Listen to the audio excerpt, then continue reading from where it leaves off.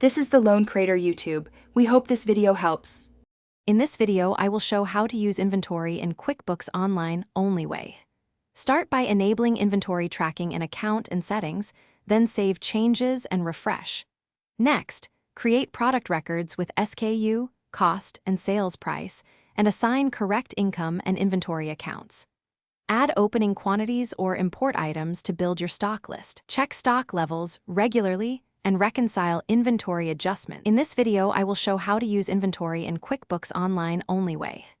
Next, create inventory items one by one or use a CSV import to speed things up. For each item, add SKU, cost, sales price, and a short description so your team can find it quickly. Choose the correct inventory asset and income accounts to track value and sales. Save items immediately and review the product list for duplicates or missing data. In this video, I will show how to use inventory in QuickBooks Online only way. Then manage stock by entering purchases as bills or expenses to add quantities, and use invoices or sales receipts to deduct items when you sell. Review the inventory valuation summary and quantity on hand reports to monitor value and availability.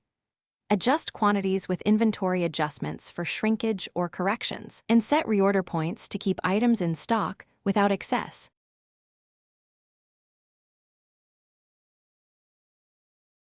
Thanks for watching.